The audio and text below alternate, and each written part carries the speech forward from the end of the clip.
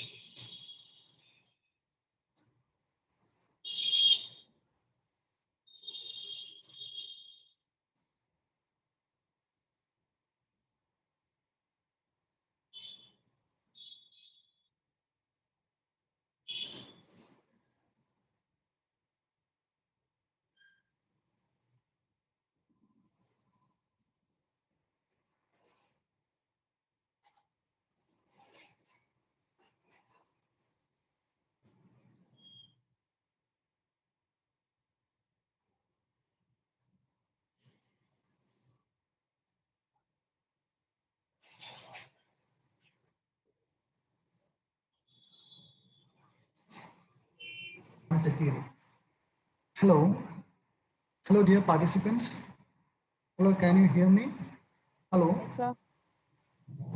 Uh, be careful. You should just join it. No, do not open the presentation mode. Don't click over the presentation mode. Only just click the join button only. Okay, sir.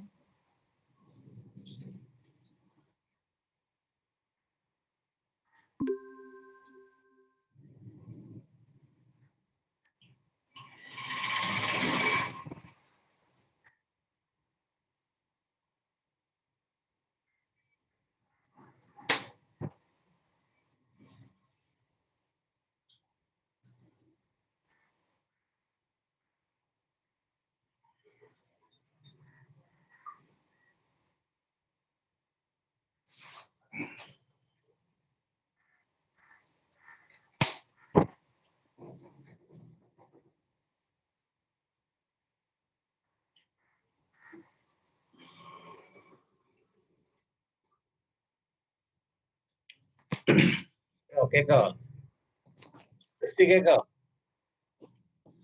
കേക്കാം കേക്കാം കേക്കാം yes yes കേക്കാം.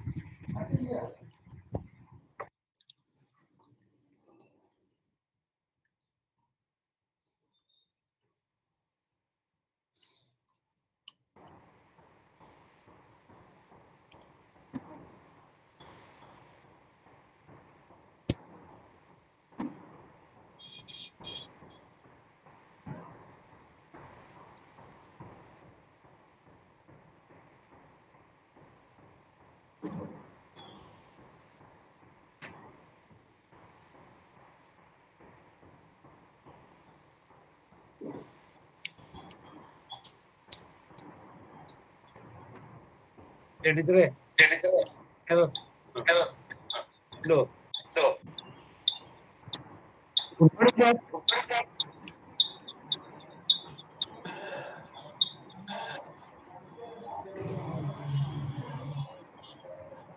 ഷിനായി ഞാൻ റെഡിയാണ്.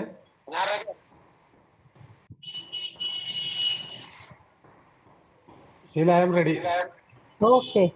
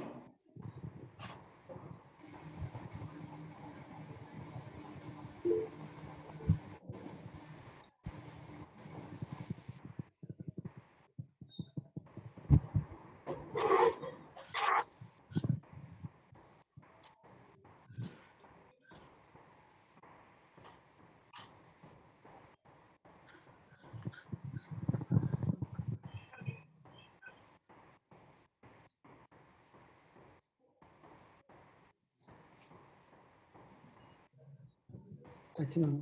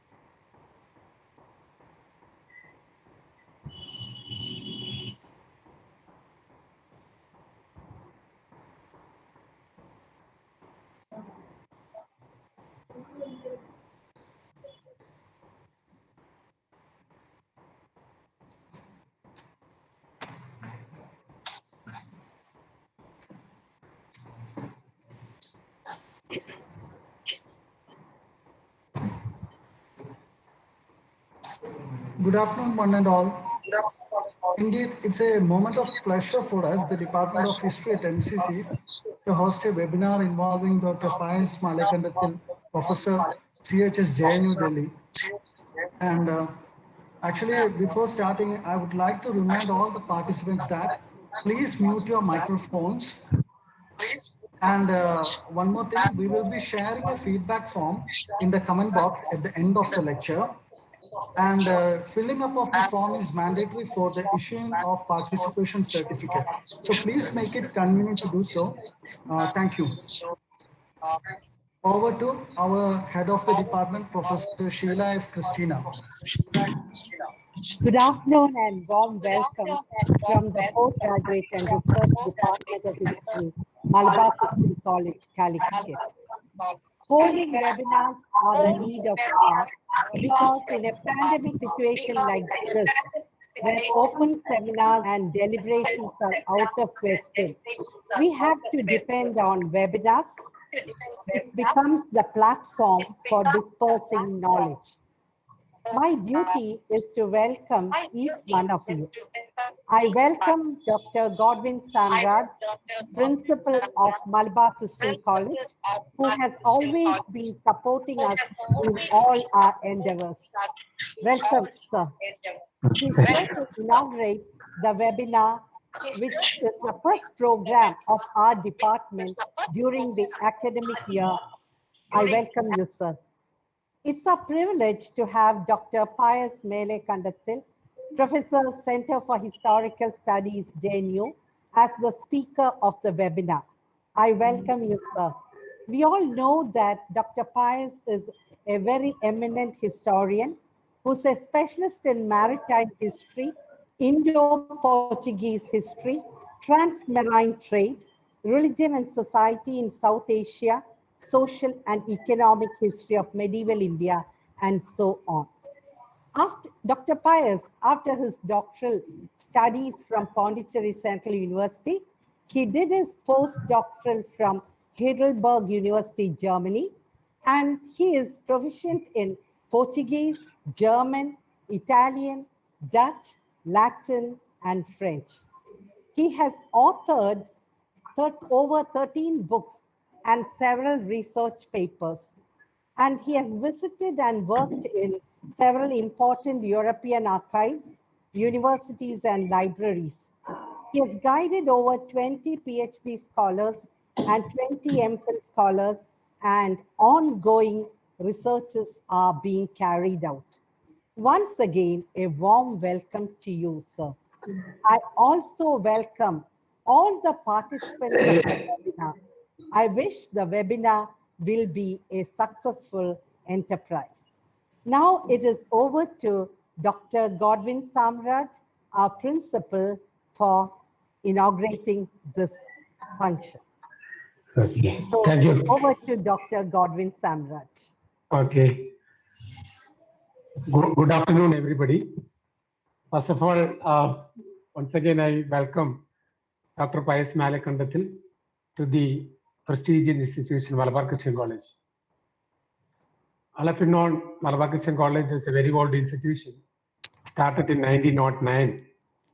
Then, for the time being, Malabar Christian College faced several up and downs.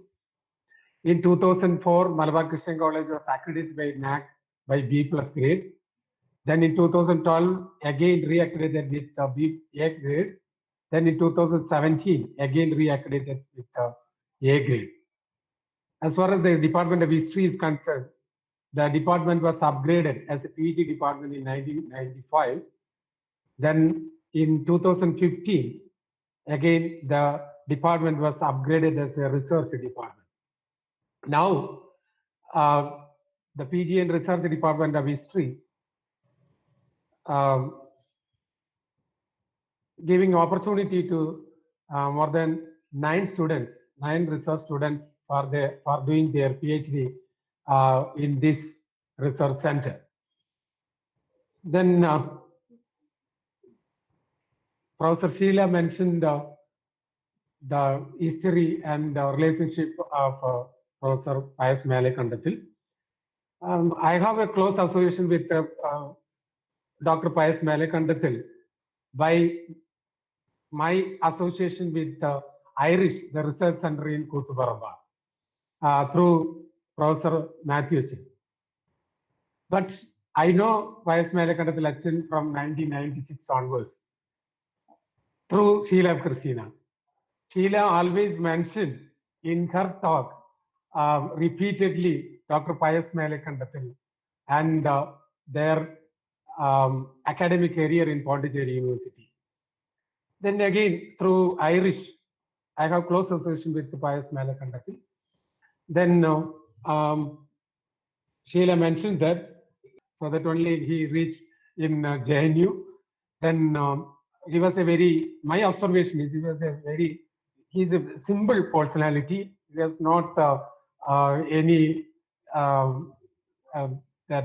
superiority or anything, very simple personality. But in the academic sector, he was a very eminent personality. I think he focused on maritime history, so that only he, as a part of his study, he learned more languages, Latin, Portuguese, and so like several languages.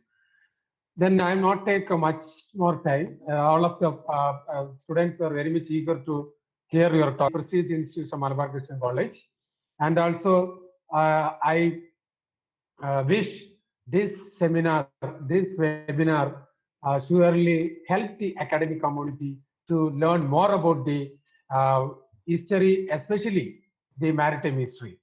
So, with the permission of all the participants, I'm very happy to inaugurate the webinar organized by the PG and Research Department of History. Thank you, sir. Thank you. Thank you, Godwin, sir. Okay, thank you. Sheila, ma'am. Over to Dr. Pius for his class. I welcome you, sir. Thank you.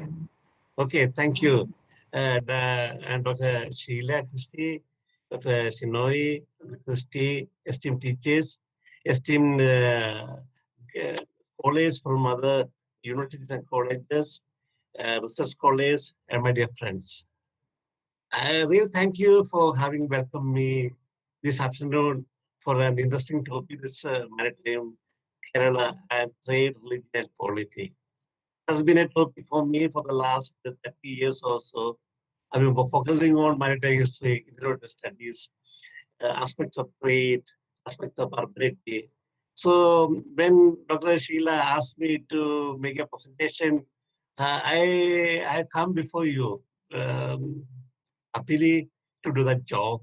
So Sheila and me, we were together in Pondicherry University for research. Sheila is 1 year senior to me. Dr. Sheila is 1 year senior to me. At that point of time, she was doing her MPhil. And I joined Pondicherry University for my MPhil. Then I moved for PhD. Then I went outside for Portuguese, research in Portuguese archives. And then I went in a different direction. I'm so glad to meet Dr. Sheila, our principal, whom we used to meet in several seminars. And Shinoi, they are my students. And I see many of my friends sitting there. I have seen Binu Eston sitting there, or somewhere there. I saw Binu Pasish and many of this.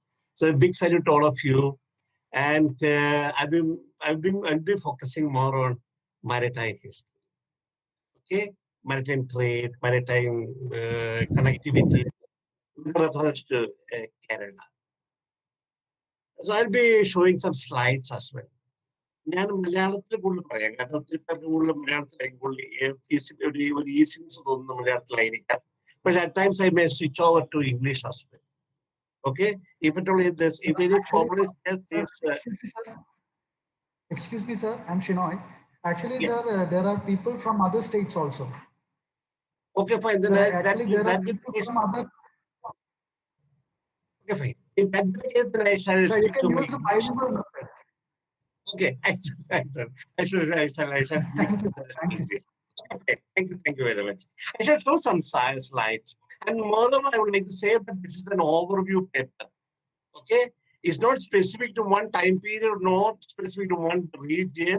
I'll be taking Kerala as a unit, and I'll be speaking from Mussoorie onwards. Mussoorie is then Koyalon, and then we're focusing on Calicut, then Cochin, then Alapi, and then again Cochin. So these are the major central sources of power process, or the religious process, or urban process. Happen to revolve around these maritime centers in Kerala till recently. Only in recent past that things have moved more into upland part of Kerala. So I'll be focusing more on the maritime terrains, the coastal terrains, and the oceanic rims. And I'll be focusing on the process of polity, economy, and society.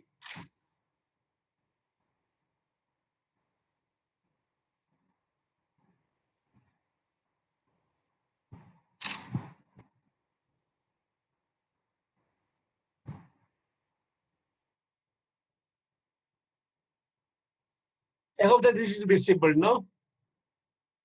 It is visible, no? Yes, sir. Yes, sir. It is visible, sir.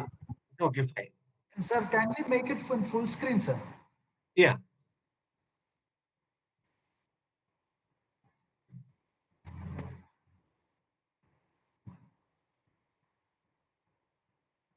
Okay. Okay, sir. Thank you, sir. Yeah.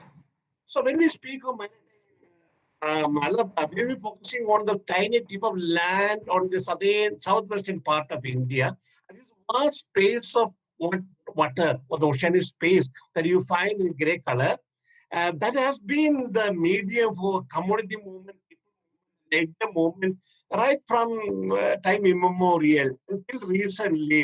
This has been the major medium for connectivities between one part of the Indian region, other part of the Indian region, from East Africa to Western India, or from Arabia to Western India, from East Coast of India to Southeast Asia, etc. So what I'm going to say is, when we say maritime, it comes from the Latin word mar. Mar would mean sea in Latin language, And maris would mean of the sea. Anything that is related to sea is called maris, marine, maritime. So when I say maritime Kerala, that would mean Kerala is shaped by the maritime processes. How the maritime space influence the ethos, mentality, and the behavior pattern of human beings living within Kerala. Or how far did man succeed in shaping the maritime space and its dynamics, or controlling and using its diverse forces for the progress of human civilization? So what we are trying to look at is the way the sea space has influenced human beings living within Kerala, particularly in their sectors or domains of power, economy, and religion. How human beings or how the Malayalis try to control, shape, articulate meaning in maritime space because of the constant interference, because of the constant intervention with the forces of sea, with the forces of ocean. We can say that there are two Indias, there are two Keralas. One is the terrestrial Kerala or terrestrial India, which is much more land oriented, is related conservative, and is inward looking, where the agricultural activities are happening. And agricultural activities have got their own rhythm, their own pattern of operation, and they create a certain type of mentality and certain type of thought pattern process. Whereas maritime India or maritime Kerala, which is located on the rim of the ocean, is much more accommodative, much more liberal, and much more forward-looking. Because every time we find new people coming, new ideas coming, new commodities coming. So the advent of newness always make the people living on the coast to be much more accommodative, much more liberal, and much more forward-looking. So this is tentatively the picture of the map of Kerala. And we find the time immemorial, particularly from 2nd century BC onwards, you find 4 or 5 ports appearing on the coast of India. Coast of Kerala. One is Naura. Naura is somewhere northern part of Kerala, which is equated with Kannur. And Tindis is equated with and Mussoorie is located somewhere closer to Kanganur and Patnam. Or somewhere people say that it's Patnam, or some others say that's Kanganur, but the location is somewhere there. Then Nelkinda, that is Veranam, and then finally Bakare. Bakare is located on the banks of River Paris, which is River Pamba. Bakare is Porakad. So these were the major ports mentioned in the writings of Pliny, Ptolemy, Periplus of Erythraean Sea, which were written in Greek language. So these were the major ports that were mentioned in the Roman literature. But since Greek was the lingua franca in the 1st century, 2nd century AD, it was written in Greek language. And even in Sanskrit literature, we find the mention of Mussoorie being the major port for the terrace for export of pepper from Mussoorie. So we find a particular phenomenon happening in coastal Kerala or in maritime Kerala, and that can be mentioned as the development of a hierarchization of ports, with one port occupying the central pivotal position, and other ports being made to remain subordinate to the central port. So the other ports like in Nauna, or Bakare, or Nilkinda, they were satellite ports or subordinate ports, where the main port happened to be Mussoorie.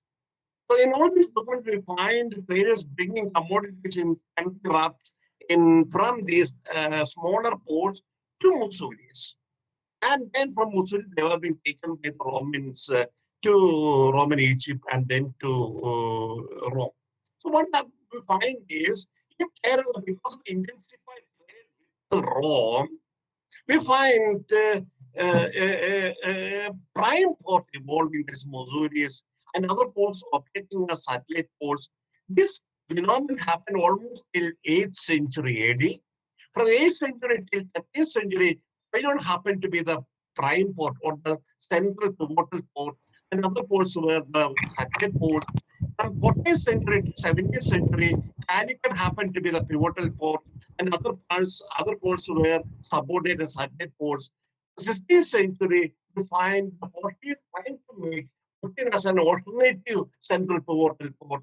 Till 18th century, 18th century, Alapi was made to become the pivotal port by Martanda Varma with the help of the English. And in the 20th century, with the efforts of Robert Bristow, Cochin was again made to become the core pivotal port for Kerala. So there were many ports, but among the ports, there happened to be hierarchy and some sort of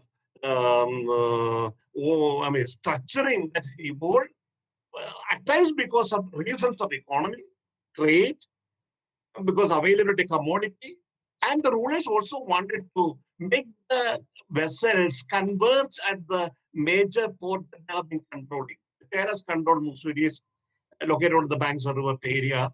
Obviously, Terras wanted all the vessels to reach there, which enabled them to accumulate a share of the profit of the trade. So there was an attempt from the Terra rulers to make Mussoorie subordinate to them, and at the same time, Mussoorie evolved as a central pivotal port. Now, so this is what I have been trying to say. Mussoorie is a prime port. Naura, Tindis, Nelkinda, Bakare happen to be satellite ports. Then Koilan was a prime port. Pandrayani Kollam, that is Koilandi, Apatan, Parmadam, Darbatan, Pannur, Eli, Elimala, Harkilia, Kasargod, Tingli, Kanganur, acted as subordinate satellite ports. So Calicut was the prime port. We find Pandani, Kanganur, Vadagara as emerging as satellite ports. Even Tamurin managed to convert Cochin as a satellite port for some time in the 15th century. But in the 16th century, we find the Portuguese trying to make Cochin as an alternative prime port through mechanisms of coercion and control, through Kartas, etc. Keeping Koiron, Kayangulam, Porakkad, Kannur as satellite ports. 18th century, Alapi was the prime port, keeping Cochin, Bangalore, mentioned as satellite ports. So this would give you a tentative idea about the time frame when certain ports acted as prime ports and then some other ports happen to remain as satellite ports. So this is the geography, a tentative of central Kerala or central coastal Kerala that will give you a much more clear picture about the geophysicality of Mussoorie and its immediate hinterland. And this is the hinterland again, which happened in the hinterland for Mussoorie during the initial 8th centuries, and later during the time of Portuguese control, that is from 16th century to 18th century. Same hinterland happened to be the hinterland for the supply of pepper to the prime port located either Mussoorie on the northern part of River Periyar, or Cochin, the southern part of River Periyar, that is near White Pin Island. Now, this is Kranganur, this is a Portuguese city plan. This is the famous Pythagorean table prepared in the 4th century AD. And we find Mussoorie being mentioned here. This is Mussoorie. This is in this Naura. And we find, interestingly, Temple Magasti located in the neighborhood of Mussoorie. And this is one of the earliest documents which mentioned the existence of the Roman cultural institution, Temple Magasti, the Temple of Augustus, being located in the neighborhood of Mussoorie. This is a location of pirates. And we find this is a tentative map table prepared by the sailors in the 4th century. And then the production centers from where pepper used to come to Mussoorie indicate as Kottiare. Kottiare is Merige, Orpa, in Ptolemy and Pliny, etc. It is equated with the Kottanad. And we find the Kottiare expanding for a period of time is a geophysical extent. Though it is located to the south of Mussoorie over a period of time, it is expanding, which indicates the expansion of pepper production over centuries because of the increasing demand for pepper from the Mediterranean world. This is an interesting picture that I would like to show to you. There is a cave of Hawk in Socotra. From there, a lot of Indian inscriptions are being obtained for this period from 2nd century BC till 12th century AD. And these inscriptions are being found and have been notified to international scholars from 2001, 2002 onwards. So this is the cave of Hawk in Socotra. And these are the the Grantha inscriptions that we find in the Hawk cave. This is Vishnu Datta's name, Vishnu Datta. So this is the same cave.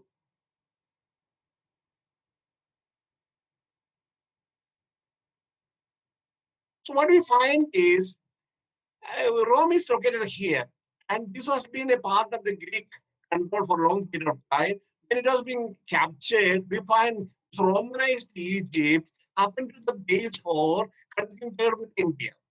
Traders from Rome or from Romanized Egypt, they used to come to Egypt, to Cairo. From there, they used to cross the desert and reach here, Mios Hormuz or Bernite, and used to reach here, Babel Mandeb.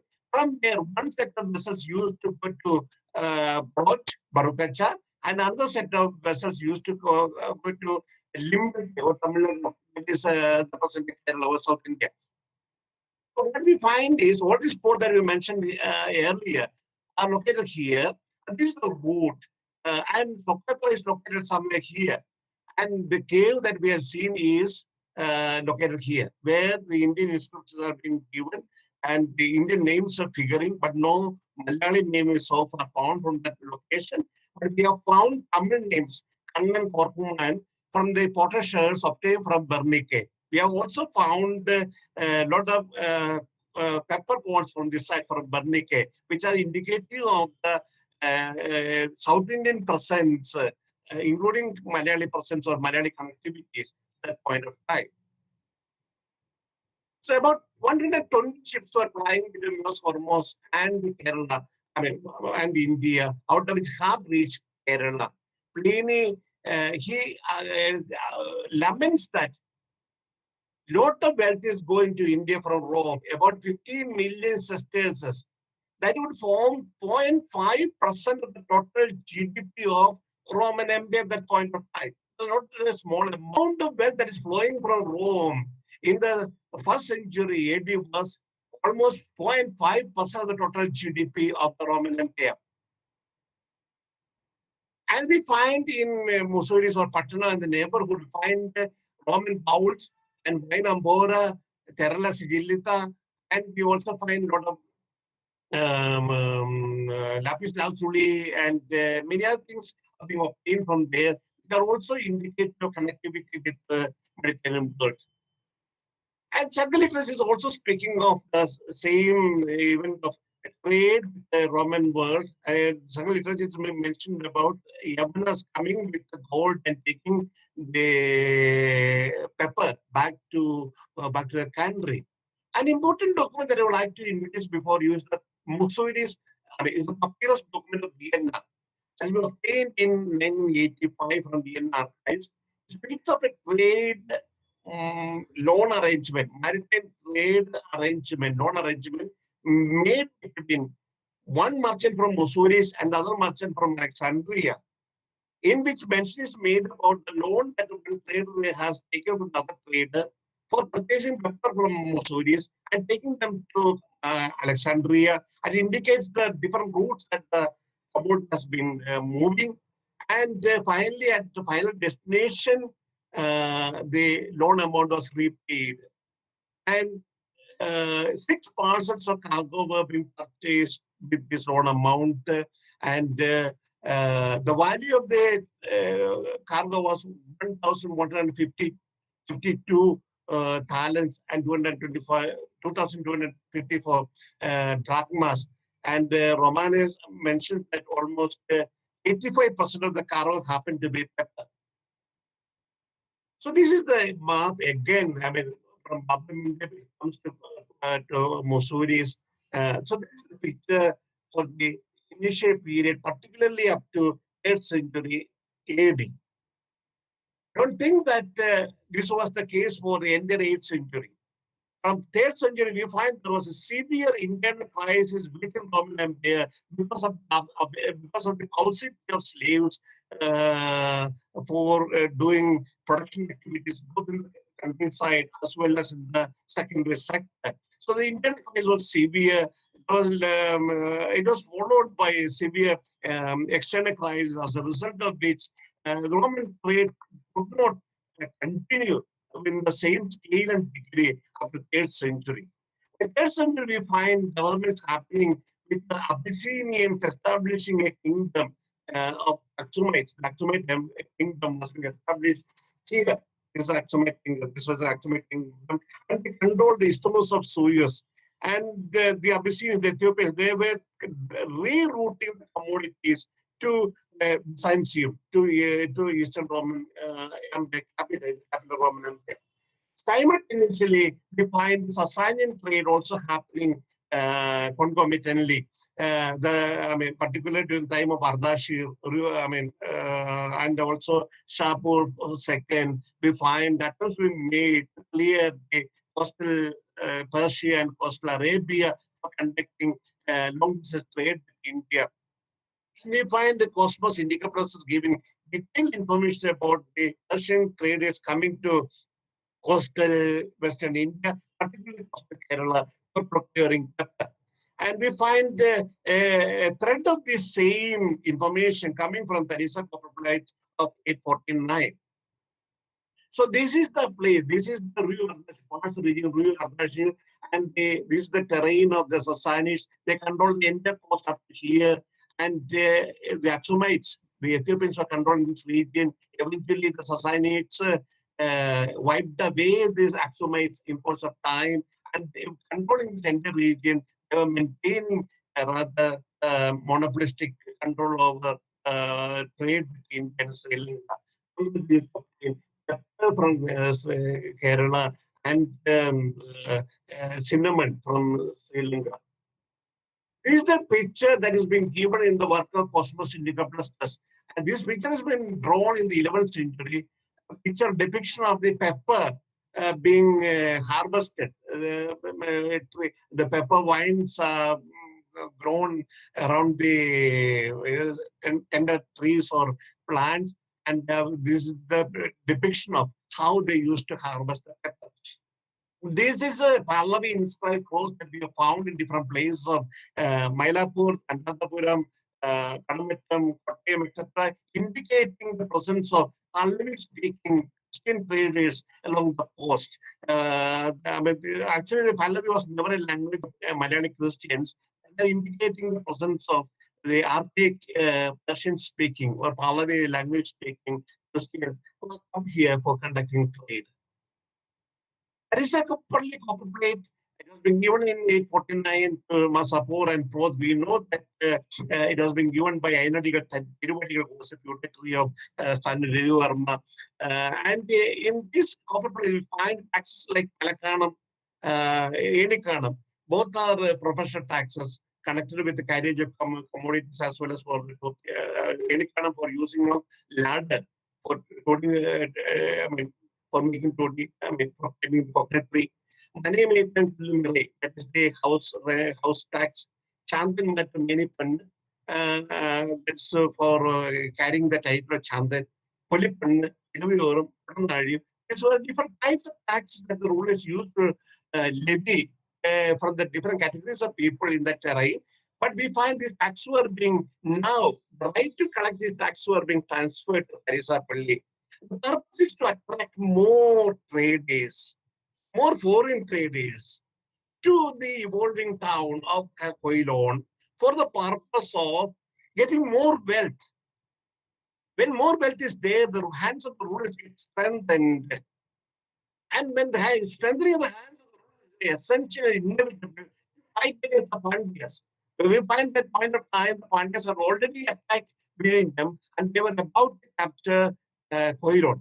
So at that point of time, the attraction for foreign traders to come to Ceylon and to make available foreign wealth in the form of trade surplus was inevitable for power process. And we find the China ruler and his feudatory taking part in that power process, using the dimensions of political economy for the purpose of strengthening the hands of the ruler as well as the evolving polity. So in this process, what we find is by 8th century, the long distance trade started happening from Oman or from Basra in Persian Gulf and terminated in Canton in China. It took 30 days for the traders to travel from Basra to reach Kolam Valley. Kolam Valley in the Arab documents, in the Jewish documents, Kolam Valley is the name that has been frequently used for Ceylon. So it is directly Kollam, the present Ceylon. It was a central port that evolved because of its participation in the long distance trade between Persian Gulf and Chinese coast. It became the major holding center, and we find areas from opposite Persia. At that point in time, by 750, we find the Abbasids had established their base in Baghdad, in the neighborhood of Seleucid Port, the capital of Easterly Sassanids.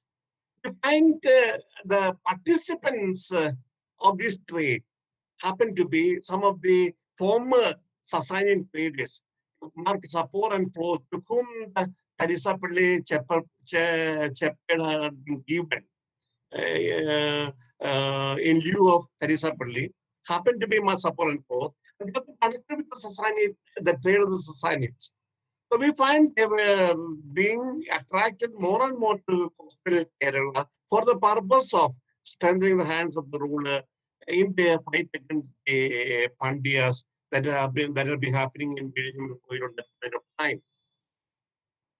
This is the standard written, and this is the same thing with the signature in Hebrew, Pahlavi language, and Arabic, indicative of the multicultural nature of Makanir community present in Koyur at that point of time.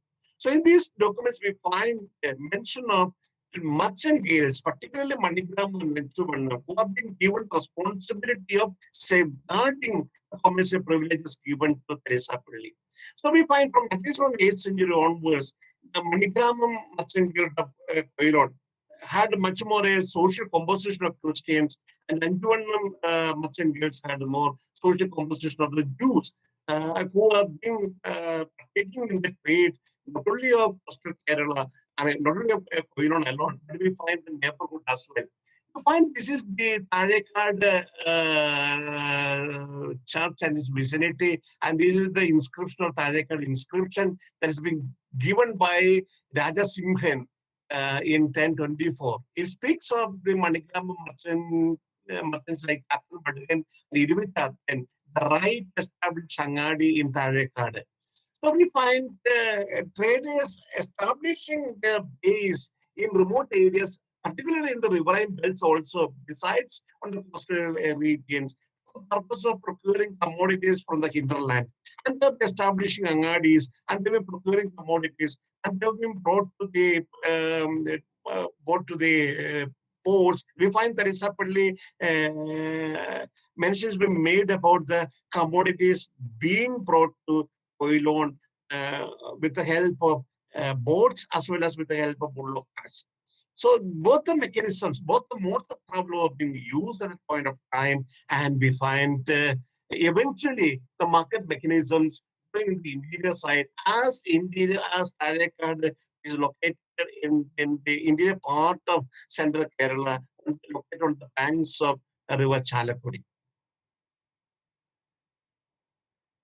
We find by 1000 AD, the commercial privileges being given to Bhaskara, given by Bhaskara Livermate Josa Ramban. Why? Because this point of time, the major threat to the Keras happened to be from the Cholas. I told us by 10, 11th century, we find they have expanded to Southeast Asia. They had gone as far as Srividya, Silent Bear, etc. They've gone as far as China, and we know that all the documents of the period say that Chinese traders happen to be, the Klings happen to be the major foreign traders in the southern ports of China in the 11th century. So they expanded to Southeast Asia and they want to expand to Sri Lanka and they want to control the trading centers of the Cholas. We find at the point of time, the Chola ruler, they attacked Vizhinjam, that is southern part of Kerala. And that's that point of time was a Ramban, the head of the Jewish merchant guild of Anjuman, coming forward, offering the ruler a supply of men, money, and vessels for the purpose of fighting against the invading forces of the Cholas. So we find rapport between the rulers and the merchant groups and the merchant communities evolving. This is the same thing that we find in Western Europe, almost in the 11th, 12th centuries, where there's a rapport happening between the ruler and the bourgeoisies. And the bourgeoisies help the ruler to centralize their position and centralize their authority to do away with all forces of centrifugism, all forces of fragmentation, particularly coming from the feudal lords. But here, it's a different nature of rapport. It's not of the same level and scale. Here the rulers are being supported by the bourgeoisie, by the traders, for the purpose of strengthening the hands of the ruler, for the purpose of attacking the competitor and eliminating them from the trading scenario. So this is what we find in Kerala in the 11th, 10th, 11th centuries. So now I would like to introduce before you from 11th century onwards. 11th century coincides with the last phase of the Chera ruler. So the Cheras had tentatively, Cheras of Mahadevaran had tentatively 14, 18 divisions, 48 divisions, and each Nadus, and they had their own rules. We know detail from MTS. So what I'm trying to say that this is the last phase of the Cheras. At this point of time, we find the Jews from Mediterranean are moving more and more to Tunisia, because the base of the Fatimids, and later by 10th century they moved to Cairo, Al-Fustat, which happened to be the base of the Fatimids later. From there, they were expanding to coastal Kerala, to coastal Western India. So they were conducting trade from 11th century with Lamali. Lamali is always going on, Kenikollam, Chingli, that is Kranganur, and Pandarayani, that is Pandarayani Kollam, or Pandarayana, or Koilandi. So some of the Malayali traders were also involved in the trade.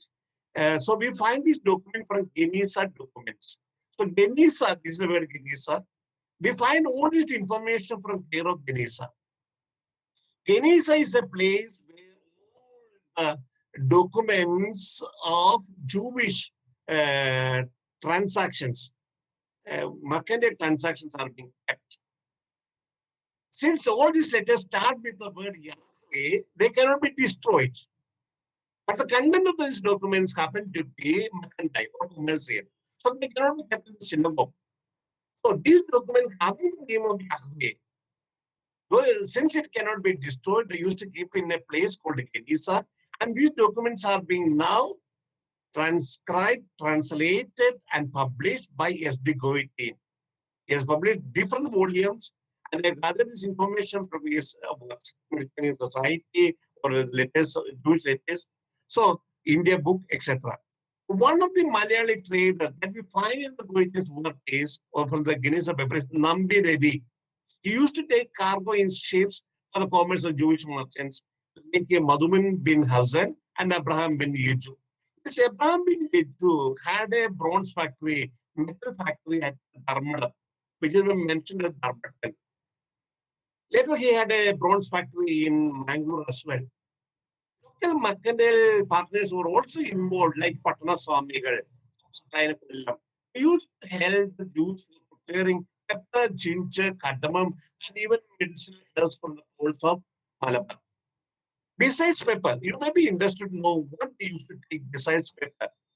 Iron, steel, textiles, Indian silk, pearls, coconut, timber, and indigo.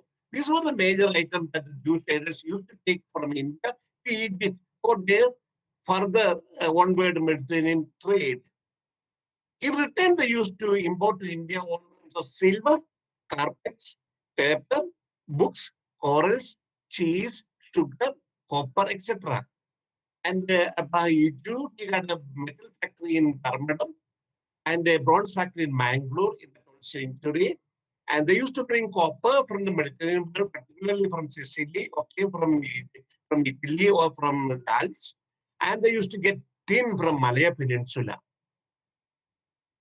The Jewish letter of 1139, we find Jews conducting trade with Kandalani, with the cooperation of Sheikh Abu al-Hazan bin Jaffa and used the ship of Patna Samir.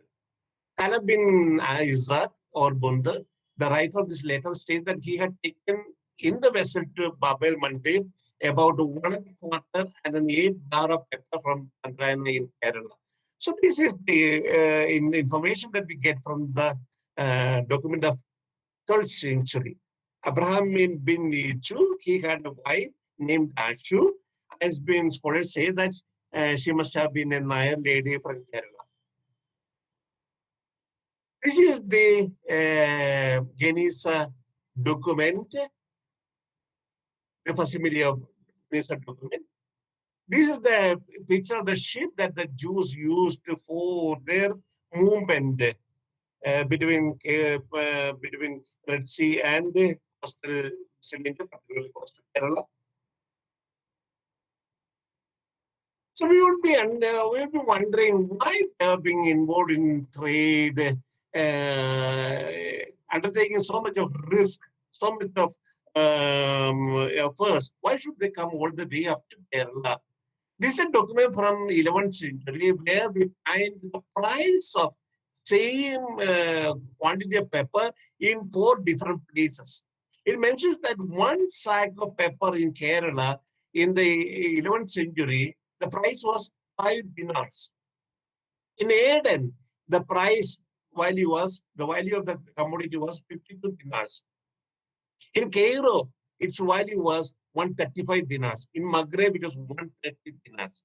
So this indicates the nature of price difference, which would indicate the nature of profit that one used to get in different cases of trade. Huge is the profit they used to accumulate. Then they used to take pepper to larger and longer destinations. This made them come to Kerala. The pepper is a commodity that was in high demand. For preserving food, for medication purpose, it was a major medicament. It was also used for adding flavor to commodity. It was a foodstuffs. So it was in high demand in the Mediterranean world, even in the Arab world, though it was considered to be a luxurious item. Very often it was also an essential commodity because particularly for the winter, every house needed a bit of it.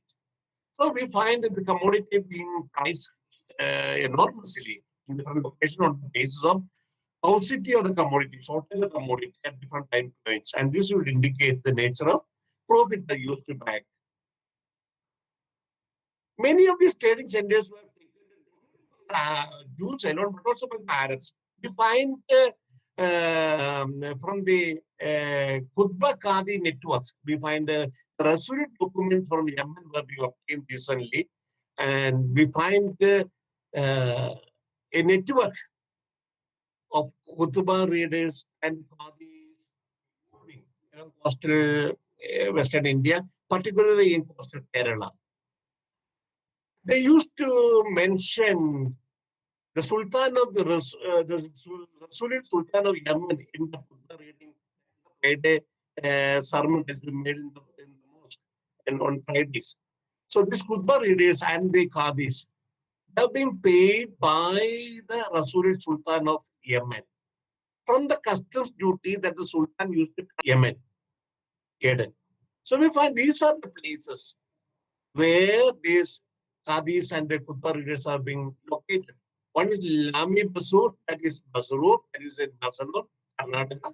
Pudupattanam, that's Pudupattanam. Hili, that's Mount Hili, that's Erimala. Harkilia is Kasargod. Jurfat, and Jurfat is Kannur.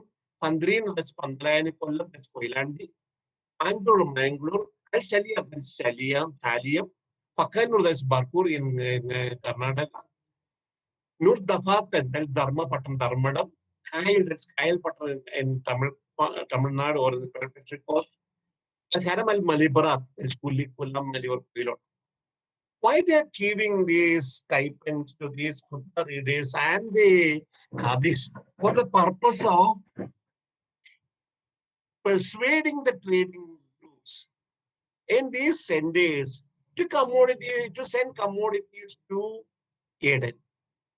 So we find different mercantile enclaves evolving on the coastal belt, coastal Kerala, having different types of affiliations. So though there is a political affiliation within Kerala, they develop an alternative affiliation for reasons of the network of faith and trade. So they are connected. This is a time when the Mamuls were also evolving as major power in Egypt. So we find instead of allowing the commodities to move to Mamluk Egypt, the Sultan wanted the commodities to reach Aden so that he can also get a share of the profit of the trade. Meanwhile, the Chinese trade also was happening simultaneously. We find gold, silver, copper cash, ironware, male, female, slaves, silk thread, satins, gold brocades, provisions, all coming. But because of the huge flow of currency from China to procure pepper, we find the Mongols prohibiting export of gold and silver from China and reducing the trade in pepper. This happened at the time of the Mongol trade, Mongol period, 1296. So there was strict restriction and regulation on Chinese trade with the Malabar. Malabar always stands for Coromandel Coast, Tamil Coast. Okay, Kerala coast is called Malabar. So in Kerala coast or Malabar coast, we find Kula Mali, Pandri and Koilon. These were the major centers of Chinese trade as well.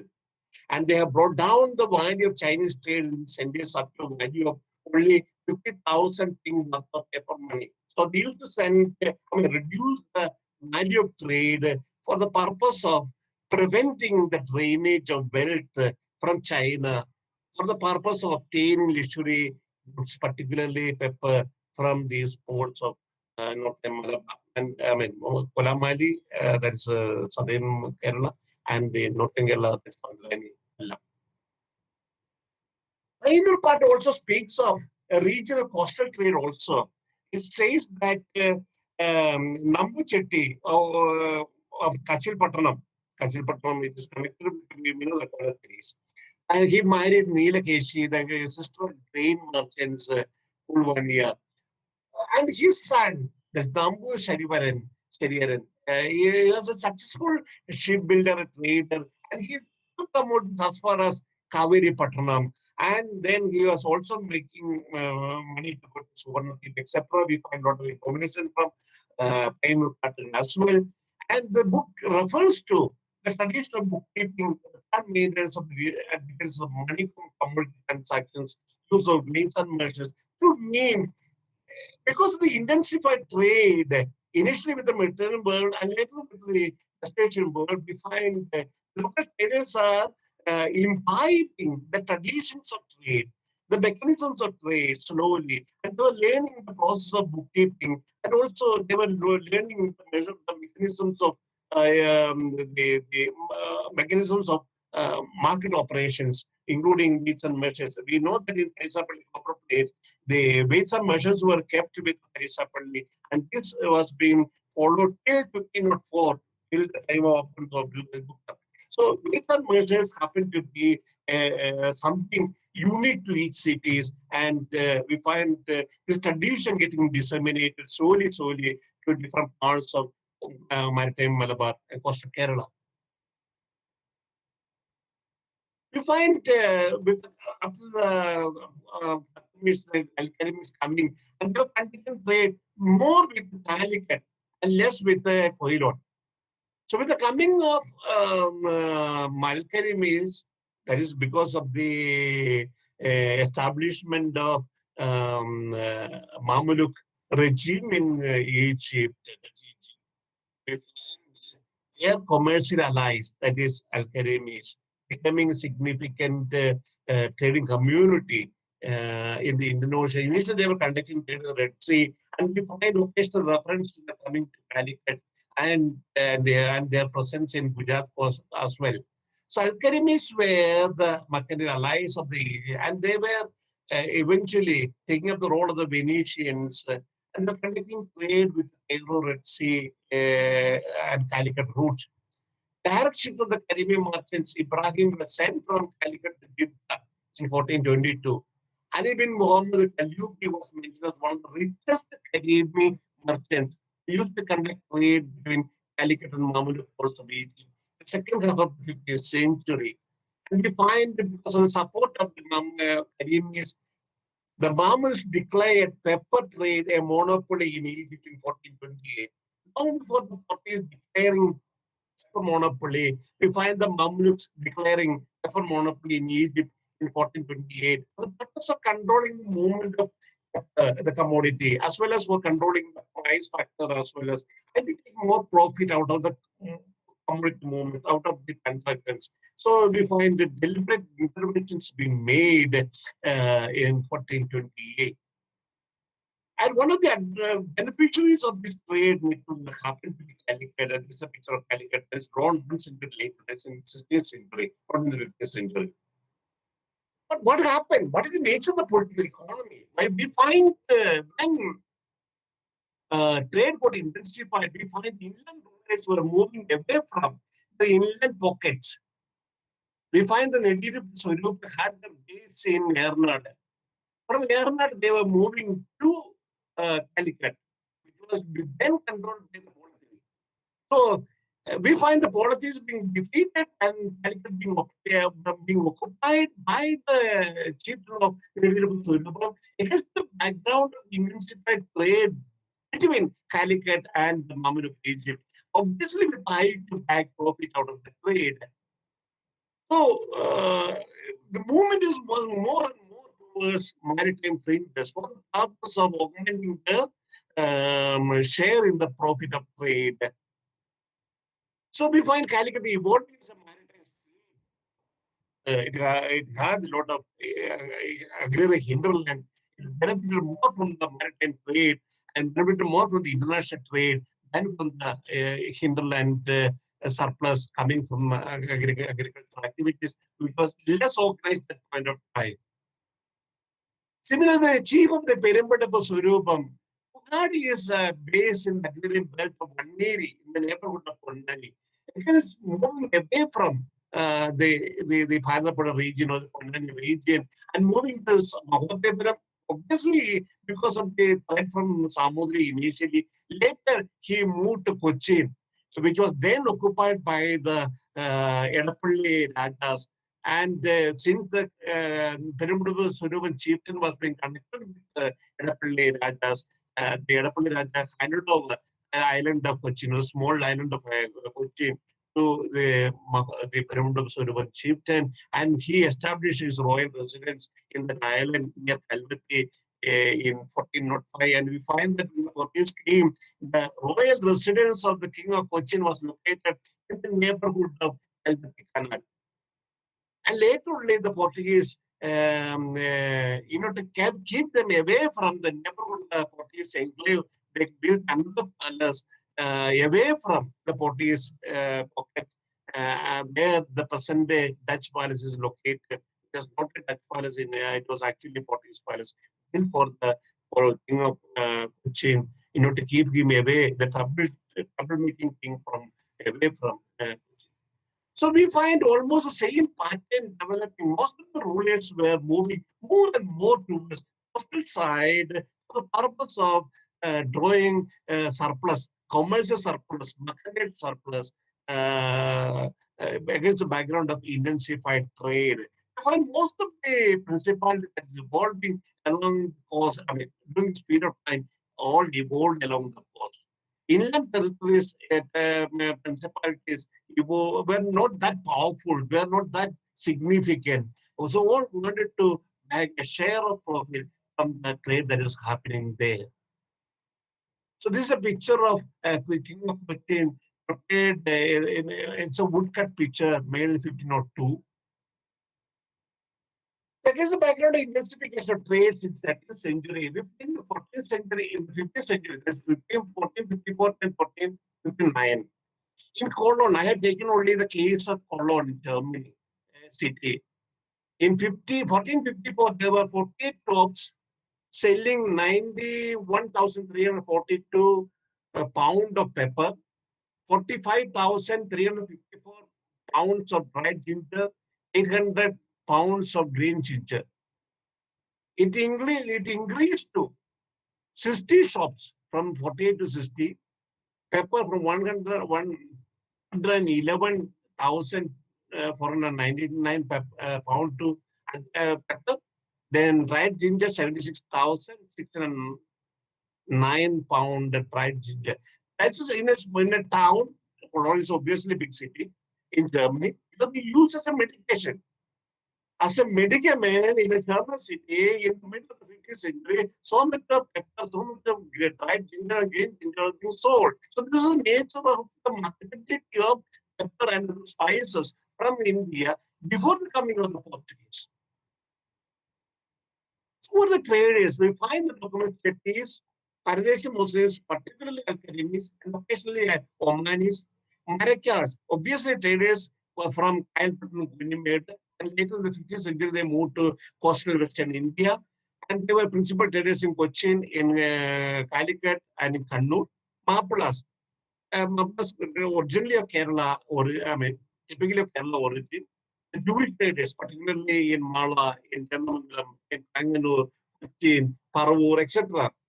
Considerable number of Jewish traders were there. Madai also, considerable number of Jews were there. In Calicut also, considerable number of Jews were there. Syrian Christian traders, particularly central Kerala, from Balia to Kollam, we find a lot of Syrian Christian traders involved in trade.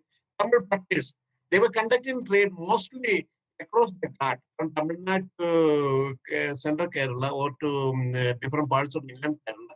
They were the principal controllers of trade, across the Ghat. So these were the principal trading groups. Now, when we look at the coming of the Portuguese, I think I won't take much time. I will try to say something on the European, and I will wind up and will ask questions for, and then use time for questions for you. What happened when coming of the Portuguese? They made an effort to develop Cochin as an alternative prime port, as I mentioned earlier. And they used instruments of coercion like kartas, fortresses, kafila, patrolling, all for the purpose of controlling trade, for the purpose of establishing monopoly of trade, for the purpose of keeping other competitors away from trade in the Indian Ocean. So what do we find in trade?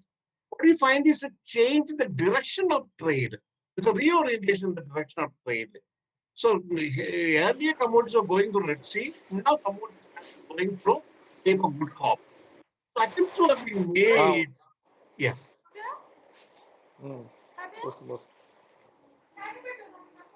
Hello. Yeah. Hello. Please mute your mic, please. Somebody is talking in the midst.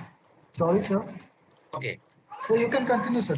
Okay. So attempts are made to monopolize trade by resorting to coercive means like kartas, patrolling armada, supervised device a chain of fortresses, such as strategic locations. And they also ensured the flow of capital, commercial capital from Germany, the Fugates, the Belsays, Imhoffs, Roveleshkas. So they had, though it's a poor country, though Portugal is a poor country, small country, they enjoyed commercial capital from Germany as well. And they tried to conduct the trade, but not on a big scale. This is what I would like to say. Though the Portuguese were there and a lot of documents are available, I would like to, this is the city plan of Cochin. This is the picture of Cochin, how it looked in the end of the 16th century. This is the Madhya Devas College, pre-storied Jesuit college of Cochin. Now, no remnant of this structure is remaining there. Now, this is the police parade ground. Now it is an empty space. This is a fortification. This is a view from the land side. They transferred all their wealth into physicality so that this town may look impressive or evoking, so that it may evoke fear, it may evoke some sort of fear and impression among the onlookers. So the colonial masters always used architecture as a language to articulate meanings of power. And we find Cochin as something that they used as an urban, I mean, the urban space of Cochin is being increasingly used for articulating these meanings of power and domination in coastal Kerala. This is again the Cochin, picture of Cochin, the huge magnificent structure is the mountain they will call it. This is a city of Kannur. Nothing of this structure is now available, is now existing there.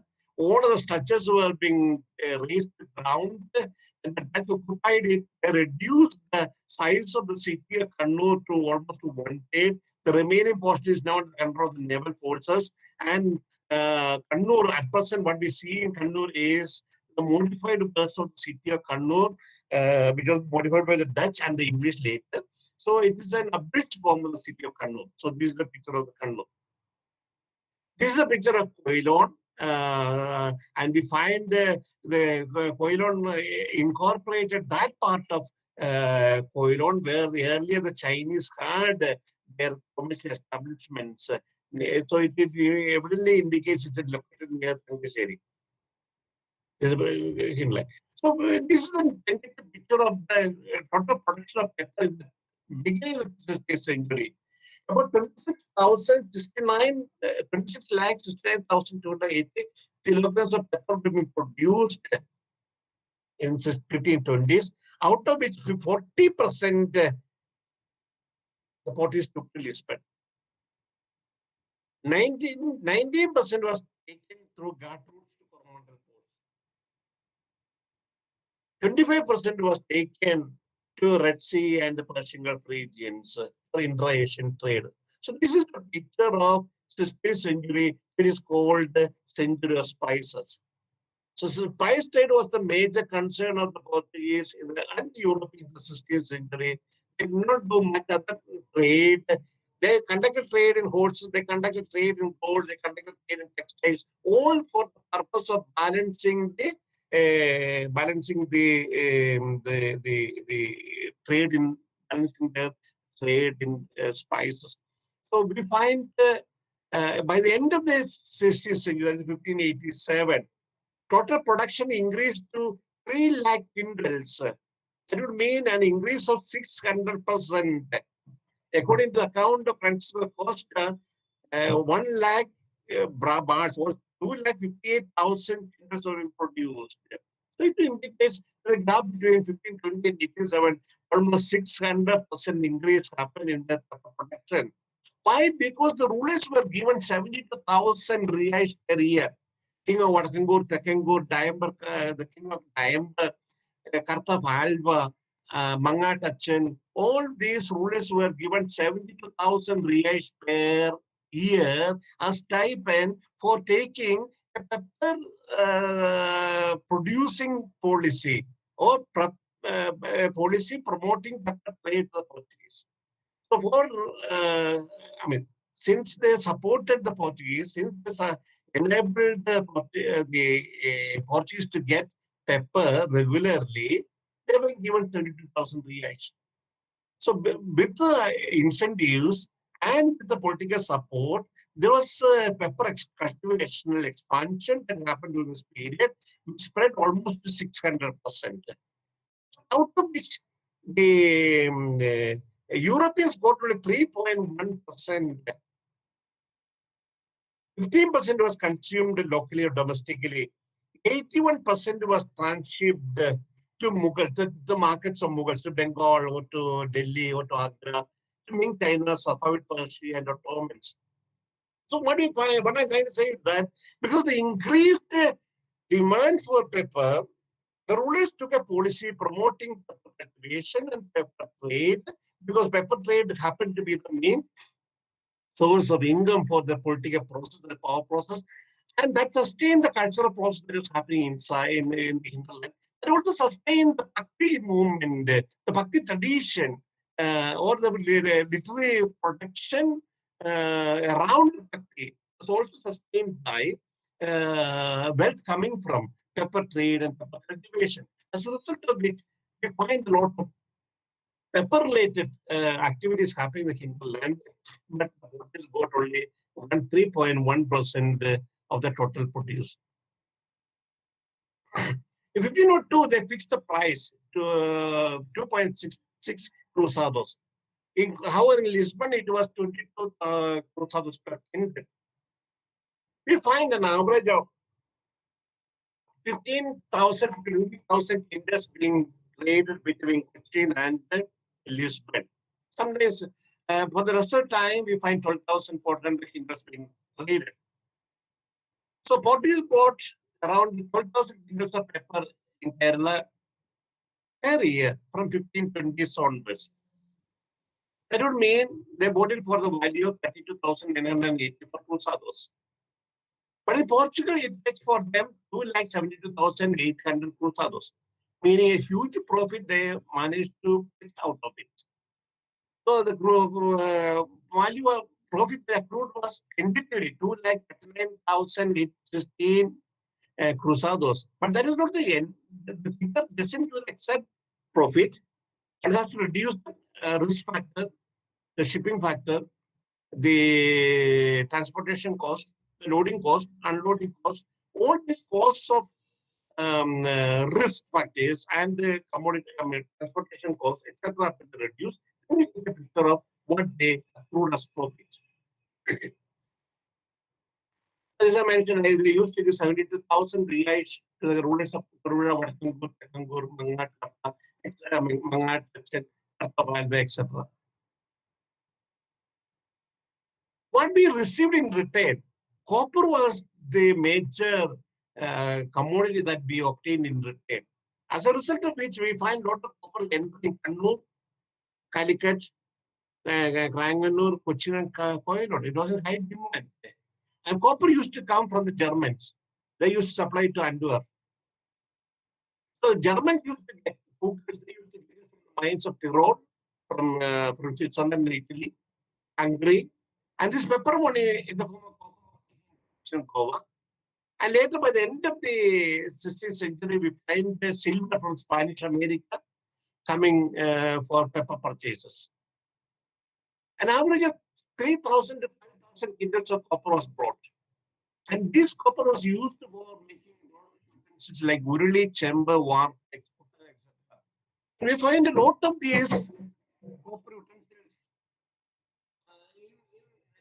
families. Most of the houses have got these utensils. Most of the households have got.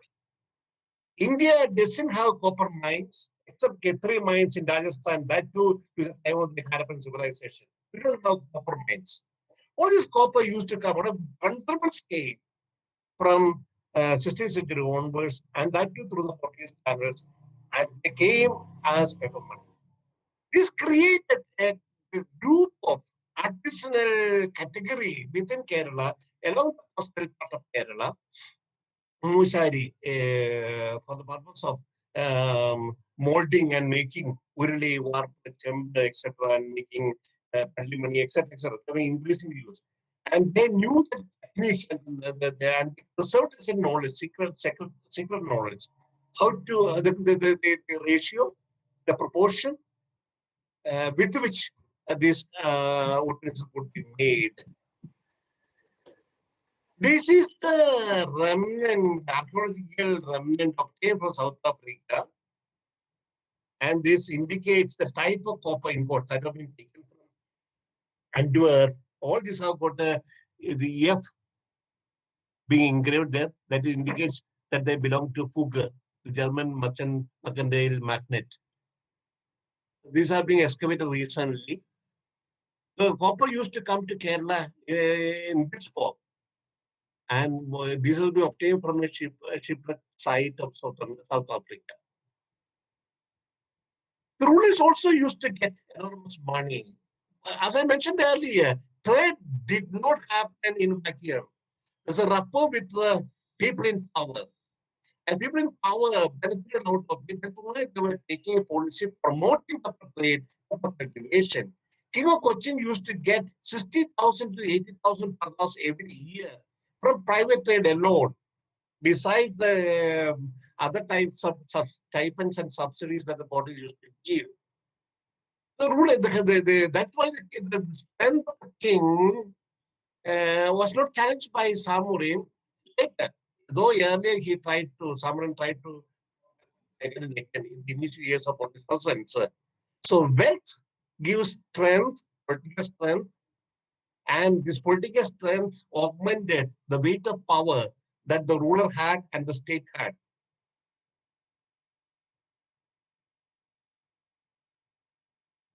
We find this is, similarly, we find the inland routes also evolving. This I borrowed from the work of Binu also. Binu is there. I saw his name there.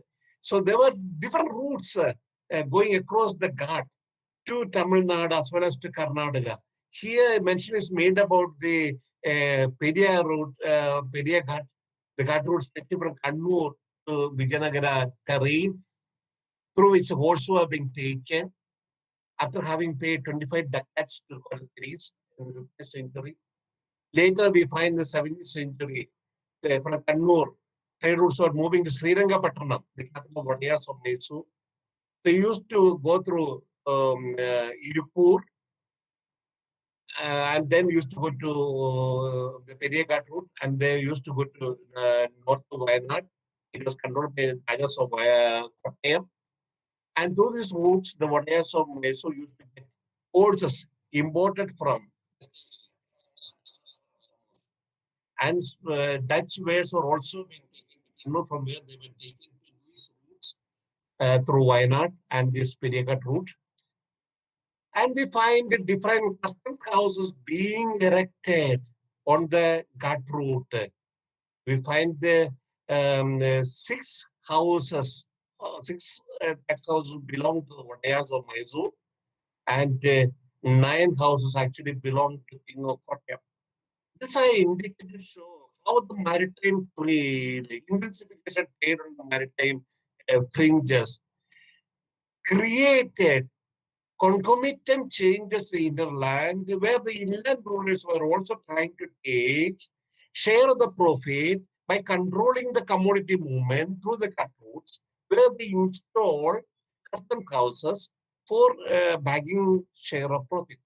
We find the Vadakangur rulers of central Kerala establishing customs houses in along the side of Moachapura, one in Moachapura and other in Vadakala.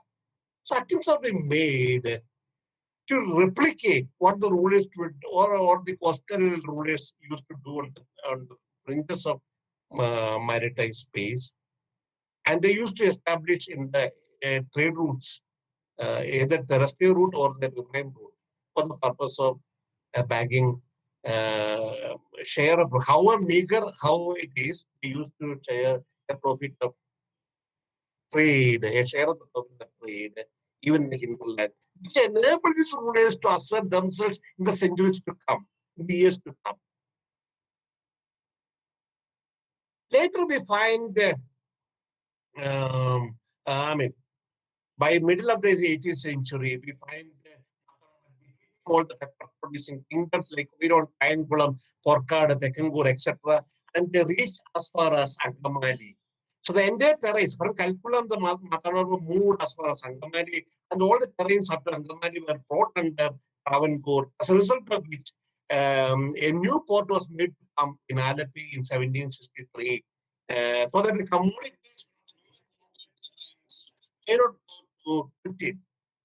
If spice and other commodities were to move to Cochin, that would empower the Dutch and the King of Cochin. That should not happen. So, in order to avoid that possibility, Mathavarma pieced together all these to conquer territories into kingdom, and Dharmaraja during the realm of Dharmaraja established a new port at Alleppey. So the commodities from the northern parts of Travancore, which were the main pepper producing centers for this time period, so that the commodities may be diverted to Alleppey, for which roads were being made, water canals were being made, plantations were being erected, and plantations were being guarded by soldiers. All these infrastructural facilities are being made to come up for the purpose of smooth integration of the economy of northern terrains of Travancore with the newly evolving port of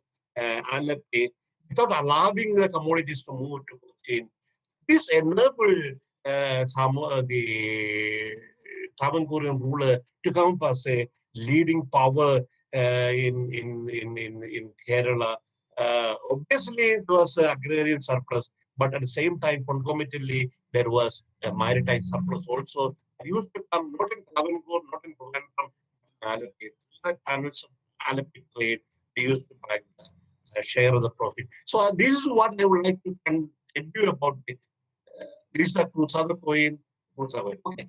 So what I want to tell you is that this is the picture of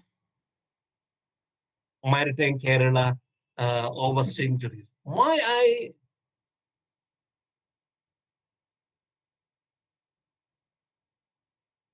am back, no? Okay. Why I mentioned this detailed history so that our history is nuanced. The history of maritime Kerala is nuanced and not as simple as it looks like. A lot of studies have been done on Kerala history using all types of sources available. But what I notice is that there's a supplementary reading that you have to make by using the sources related to maritime history, which would give you a comprehensive perception about what Kerala happened to be over centuries and how its trajectory looked like. Obviously, its past was being formulated out of the wealth coming mostly from overseas trade, mostly from wealth coming from overseas markets, which enabled it, whether it's a Matandavarma or whether it's a Samorin, whether it's a Cheras or whether it's a Portuguese poor people rulers, they all benefited out of the trade, which strengthened their hands, which strengthened their power process, which augmented their political stature. And we find religious mechanisms, religious institutions coming up all along the trade. For one, I am not going into details of religious mechanisms, but I also would like to say that religious institutions also facilitated an atmosphere and a tempo and the creation for the creation of a mentality that favored travels through wilderness, travels through isolated spaces.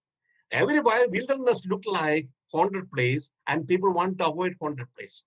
And in order to cross haunted places, they need a confidence bolstering mechanism. And confidence bolstering mechanism has been provided by religious institutions, whether it's a Buddhist institution, whether it's a religious institutions of cows, there's Bhagavati cow or Shastal cow, or whether it's a Sufi institutions of Darga or Kanga, or whether it's a religious institutions of Christians or Palli or churches. Whatever be the thing, there always used to be, when we look at when we trace the trade routes, we find religious institutions of different nature coming up in different places. Though they have got a meaning in the religious domain, they got a different type of meaning for the economic domain. They bolstered the confidence level of the traders participating in this long-distance commodity movement in this traffic of cargo, which enabled them to cross all types of haunted places, haunted in inverted commas, and wilderness, spaces of wilderness, and this is essential to overcome isolation, stagnation, and to move towards a system of mobility referred by mechanisms of market. So here I wind up, and then I welcome the questions. I thank the principal. I thank Dr. Sheila and Shinoy and Christy and and Minda here. So thank you very much, and I look forward to your questions. Thank you, sir. Thank you so much, sir, for your wonderful presentation. So actually, our participants have had some questions here. They have put it in the chat box. I think, sir, you can see it in the chat box. Can you see this, sir? Okay. So one Anaka Rosa Teresa has asked, I would like to know about the evidences of presence of local people in this whole process of trade. Do they have any role to play, or is there any sources for local people other than these elites taking advantage in this maritime trade? When you look at the local people, there are different types of understanding regarding the people involved in trade. One is not everybody participated in the trade, but we should admit and accept, because there's certain type of sea as a polluting agent just there in certain social perception, in the social perception of certain groups. So some did not go beyond the sea. Doesn't mean that nobody conducted trade. As I mentioned earlier, Kannan, Karpuman, etc. from Bernike, which are names of ordinary craftsmen or ordinary people. They are not elites. Many of the names that we find from the caves of Hawk, they are ordinary names. They are names of Indian traders who have remained there, and they have been inscribed on the walls of the caves of Hawk. Okay. So, except these few references, we don't find detailed information about the category of people involved in the trade. I think that the elites were not that much involved in the process of commodity movement through oceanic space. Particularly, Brahmins were not involved. Nayars must have been there in the port spaces as accountants. Menons were there, obviously. Even Calicut in Cochin, they were there. But I don't know whether they actually carried commodities across the sea. But obviously, Europeans must have been there. Obviously, Muslims must have been are there. Obviously, Christians are there. And Buddhists were there. And Buddhist traders were there. That's why we find that many of these names have got similarity with the Buddhist cultural phase. So what I'm trying to say is that the idea of elitism attached to maritime trade is something nuanced and complex, because in Kerala maritime trade was not done by elites.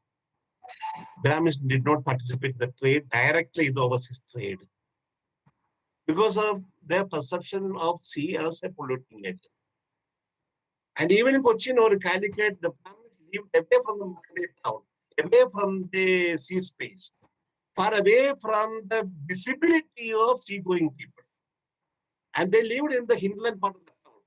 You may be knowing, those who are familiar with Calicut, the royal residence was located almost 2.5 kilometers away from the actual mercantile town of Calicut. You Kochi the same.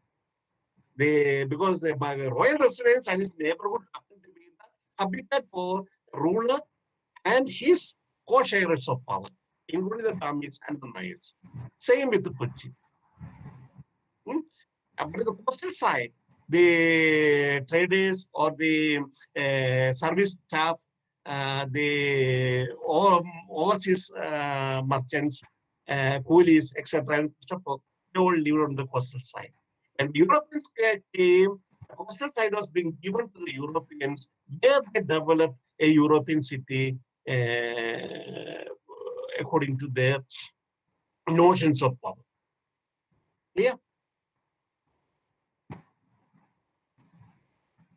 Sir, there are a number of questions in the A chat lot of box. questions are there. Now I see that. There are- So you can identify so- the important ones, and I can answer them as much as I can.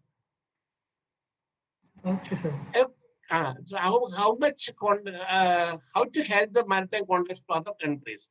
India had maritime contact. Kerala had maritime contacts with East Africa. You know that Vasco da Gama came to Calicut with the help of a trader who actually knew Calicut. Yeah, he has seen traders from Calicut conducting trade in Millie and Mombasa. So Kerala traders were there in East Africa as far as down as Mozambique, Melin and Mombasa. eastern side. Kerala traders were in Ethiopia. Kerala traders were in Egypt. They were there in, obviously in Arabia, because the Muslims always used to go for Hajj, Makkah, Jeddah. And you know that Hajj is a moving market. And when they used to go for Hajj pilgrimage, they used to take commodities. And Hajj pilgrimage was also used as a mechanism for commodity transactions, commodity exchanges as well. Besides market exchanges of market information as well. So this is a certain amount of trade also attached to Hajj. Hajj is a religious exercise. At the same time, economic means are also added to the same exercise over a period of time as to meet the cost of movement, as to meet the cost of travel. The profit that is they used to accumulate was also used as a capital for their further venture as well. So Galatas were there also going to Persian Gulf region. We find Malayali Maplas happened to be the second largest foreign merchants in Muscat in 1550. The largest foreign merchants happened to be foreign merchants happened to be the Malayalis, the Mapla merchants in Muscat. So we have been going, I mean, to East Asia, to Southeast Asia, we were not going that frequently because Southeast Asia's space was being occupied mostly by Tamilians or the Cholas. But at the same time, we find these Kasab traders and private traders taking commodities from Chain to buying it to Bengal for the Bekela. From that, they were taken to the markets of Delhi. Commodity movement in all directions of the Indian region happened. Probably they did not venture much into areas of competition. Areas of big ties, they were being going very frequently. Then please, for what purpose could the customs duties collect the local rules? Could that be used for the customs duty is the source for state building. How the state building is done? It involves a lot of processes to install institutions of power, to establish mechanisms of power and control, to have weapons of war of offense, defense, invasion. All this needs different, all this involves different categories of expenditure. And all this expenditure could be easily met provided you have enough wealth at your disposal. So the rulers always wanted, it's not one particular purpose that they have been backing. All power-related exercises would demand collection of resources through different channels. At that point of time, organized agriculture was not done on a big scale in Kerala. As a result of it, they had to bank heavily on maritime trade. And we don't find evidence for land tax during the early period, though from Marthavarma's time or the Tavangurin time onwards, we find evidences. The earlier evidence for land tax was very less, so they had to depend upon maritime trade for resource generation. I have a question: how to help the maritime contacts to other countries? At that point of time, contacts were being done on the basis of the demand that these countries and the inhabitants of these countries had for pepper. Pepper was in high demand. Even China, pepper was held in high demand. There was a huge demand for pepper as a medicament. Because the recent medication involving European chemical items appeared only in the 1920s. Before that, pepper was a major ingredient for medication purpose as well. So because of the availability of pepper in bulk, and only in Kerala, pepper was available in plenty, and eventually in Mangalore and Udupi, South Kerala was also, pepper cultivation was also expanded. Now, Brazil or Vietnam, these countries are all competitors to India in pepper cultivation. But pepper wines were taken to these countries very late. First, pepper wines were taken to Brazil in 1695. And they have been cultivated. Now they have become the competitors for pepper cultivation in Canada. What I try to say is that the contracts were being created on the basis of demand that certain commodities have generated. House by how, whether Malabar was a houses by the sea. What I like to say is that a political house were being erected out of the wealth coming from maritime trade. This is what I want to tell. Because most of the Samurin or Polity or Ali Rajas of Kannur or Deshinga Nadu or Perimbadapa Surupam, all these rulers developed their power process. They expanded their power domains with the help of, principally with the help of resources coming from maritime trade. Other source of wealth, Cochin ruler had temple wealth. Other rulers also had access to temple wealth, but they were meager. At the same time, there were occasions we find land tax being collected, but there is meager because the more you go in the interior, the less you get resources from land because of the topography of the land. So it was more more of a polity created out of the return from the maritime trade. What happened to Gustav's nose? New Christians started going to English. Can we share any evidence of Manicame presence in Kerala and where is the correct position of Harkili and Kasargod? Harkilia is the port name equated with Kasargod. All the even but all these people mentioned about this port. But Gustav's knows a common name given to the Jews newly converted to Christianity. All the Jews had to leave Portugal and Spain. Otherwise, they had to embrace Christianity. So, in order to protect their stay in Portugal and Spain, they embraced Christianity. But outwardly, they look like Christians, but inwardly, they followed Buddhism. And these people are called South North, the new Christians. And these new Christians were being tried before Inquisition just to see whether they are following Judaic practices. If they are found to be following Judaic practices, they were brought before Inquisition, they were punished. If their orthodoxy is being vindicated, then they are being liberated. So this happened in the 16th century. But in the 17th century, the Portuguese had to accommodate because they were the militant segment, both in Portugal as well as in Goa, as well. So they accommodated the new Christians because they were the bankers, they were the major financiers. The wealth was needed to sustain the interests of the Portuguese Empire. So they were accommodated. So the antagonism did not continue for long.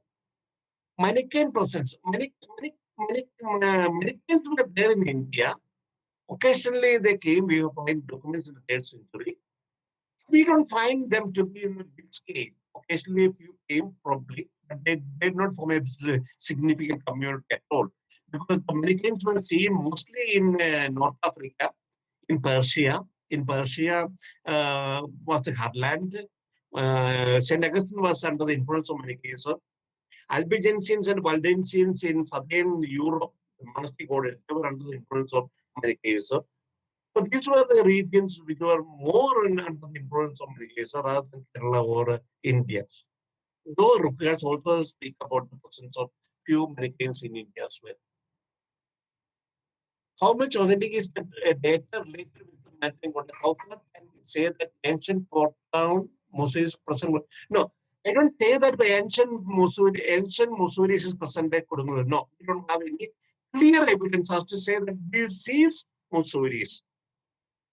We cannot say that Kanganur is Mosulis, we cannot say that Patna is Mosulis.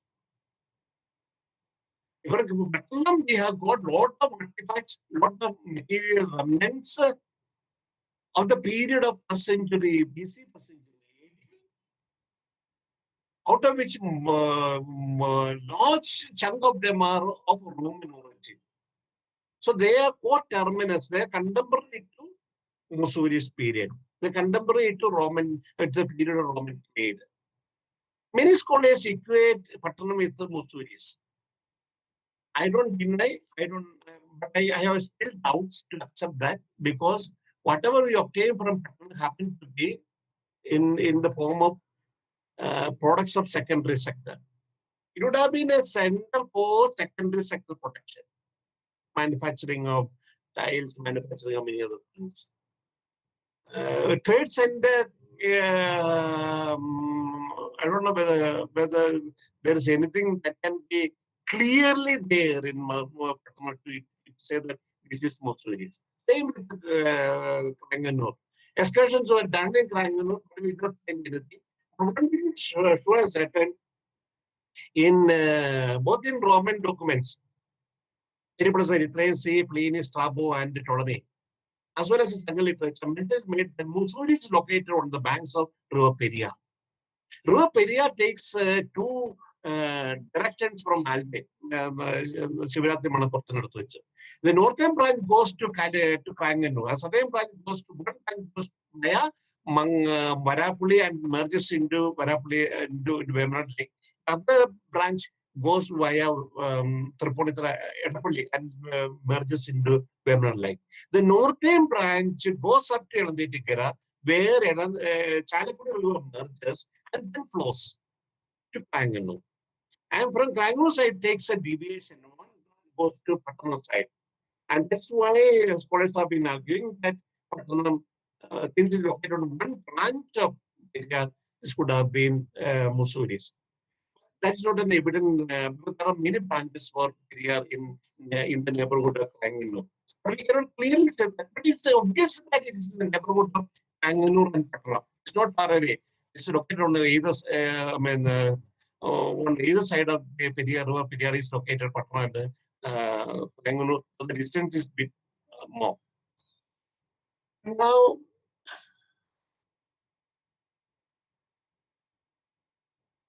how far backward is with the religious institution alongside can be called the Syrian Christian Congolese Jewish merchants as portfolio capitals or portfolio investors as postulated by Sanjay Subramanian.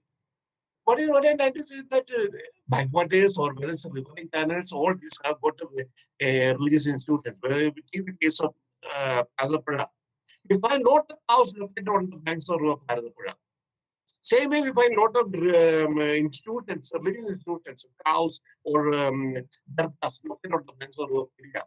Same with the Pamba. All these rivers have got religious institutions and religious structures on the banks of this riverine traffic. Obviously, these institutions used to act as institutions bolstering confidence level of traders. As I mentioned earlier, at a time when feudalization happened, at a time when wilderness expanded, at a time when things stagnated, at a time when market mechanisms were dormant, during the time from 6th century to probably 9th century or 10th century, when modern feudal process was happening in different forms and shapes, where ruralization was happening, where wilderness was expanding, where isolation happened, where things got stagnated, where market mechanism got stagnated, wilderness expanded, people had the fear to cross spaces of wilderness. At that point of time, the people were moving less. The people were focusing more on consumption-oriented economy. Less markets were there. Trade happened, but trade happened through the oasis of commerce, through through some places, not through the entire Kerala. Koilon happened to emerge. Konameli happened to emerge as an oasis of commerce. It did not integrate the totality of economic activities of Kerala, nor with the totality of exchange activities in Kerala. It acted as it stood as at that surplus level. Touching only a few centers of commodity production. But when trade got accelerated, when intensification of trade happened, commodities produced the hinterland were to be, which meant people had to cross spaces of wilderness. And crossing a wilderness necessitated them to get access to they had to cross the space of wilderness to the very place of production, which they cannot do on their own. They banked upon the religious institutions. It depend upon concept of God. Different concepts of gods were there. Whether it's Judaism, whether it's Islam, and whether it's Bhagavad Gita, whatever that they bank upon.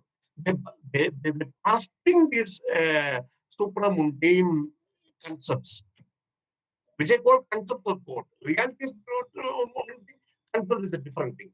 So banking upon this concept started the journey. And we find all the market mobilization, commodity mobilization happened around these religious institutions. Because at the time of the market, they used to donate a portion of their money in the Madis or in the Dargah or in the Ganga for safe travel. And on reaching the final destination, they thank the deity, or that particular concept of God, for the safe passage given by that particular saintly figure, whether it's a Sufi mystic or whether it's a particular deity or it's a saint. So we find, as a result of which, the traders sponsored the religious festivities.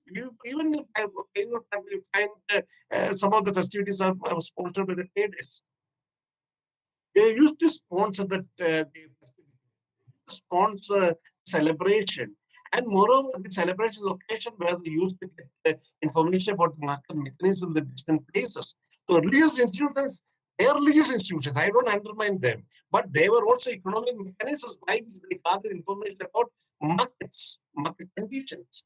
Well, the mechanisms were there, they got the inspiration and the confidence of bolstering ability to cross spaces of wilderness, spaces of fear, spaces of stagnation. And for portfolio capitalists would mean is a combination of power, people in the power, and people in trade. We don't find many of the Konkani merchants or Jewish merchants coming to positions of power on a big scale as it happened in Mir Jumla and others in Konkan, what is the place? Golconda, or in the regime of Aurangzeb. But we find some of the Jewish merchants, some of the Konkani merchants moving high position. But they were not as big merchants as Mir Jumla and others, which is Ajay Subramanian have been mentioning, or which many others have been mentioning. Pepper money would mean the gold, silver, and copper being brought from Portugal for the purpose of purchasing pepper from Egypt. If we can identify the most important ones, I can say the important ones are the important ones.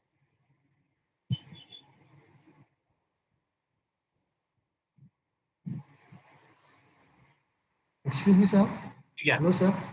Ah. Sir, actually, our time is running out. I know. Tell me. Okay.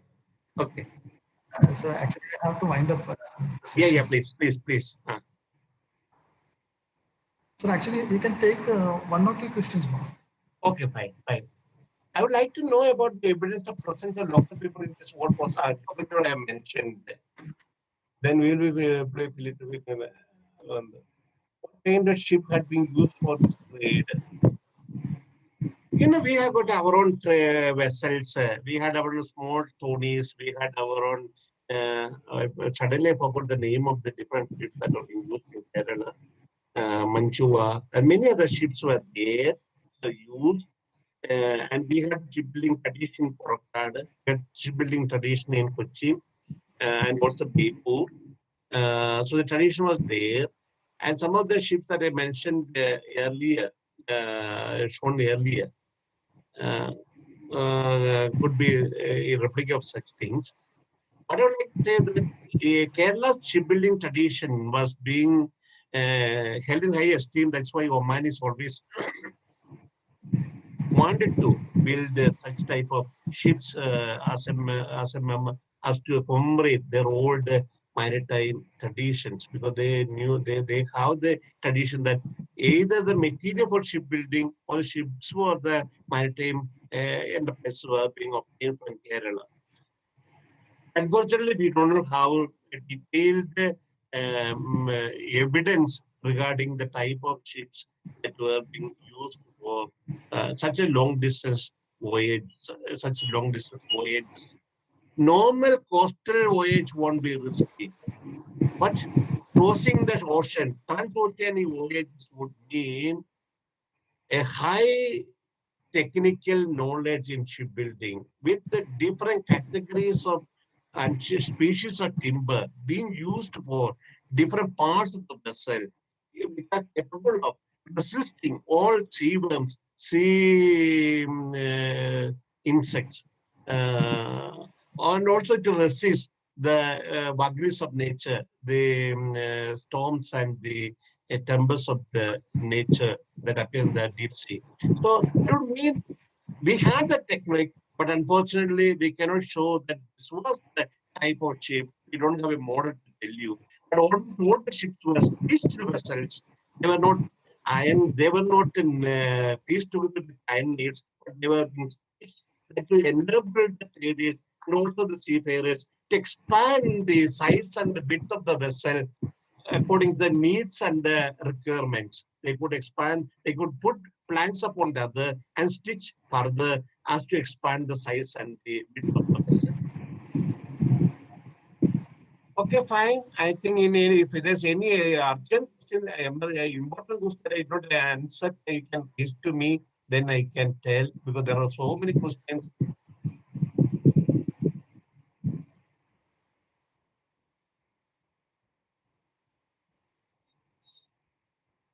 Is there any change in the lifestyle of the common people who are involved in this trade?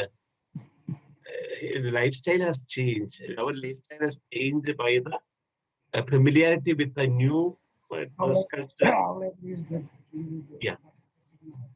Changing dress culture, changing or food culture also got changed. So the consumption culture of Malayalis got changed because of our exposure to new cultural trends, new consumption trends, and new meanings of status attached to the consumption, to the notion of consumption. So consumption is not a negative activity. It is a constructive activity. At the same time, it's a status enhancing activity. It's an activity that is being done so the status level that you have got. So same stuff, same chapel you can buy from the street, from the pathway, also from the Lulu Mart. But the brand that enhances the social status of the bearer. So people always would go for status enhancing type of consumption. Even dress culture, even in food culture that we notice, and even the construction process also.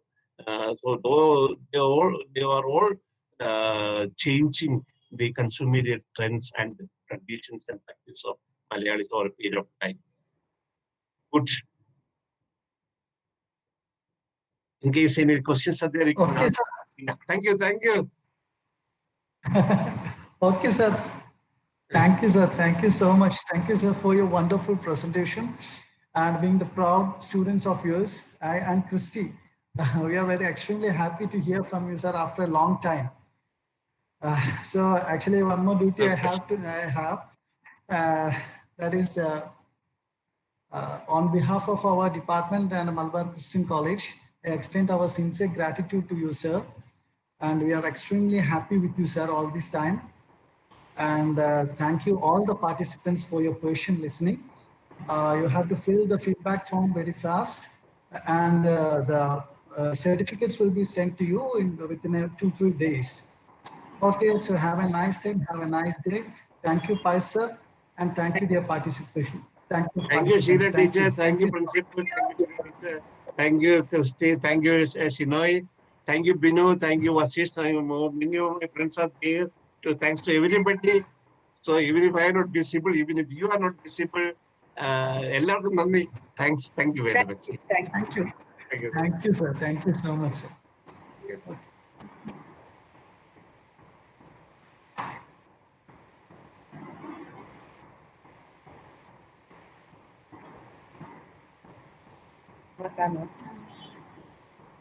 Sir, HH.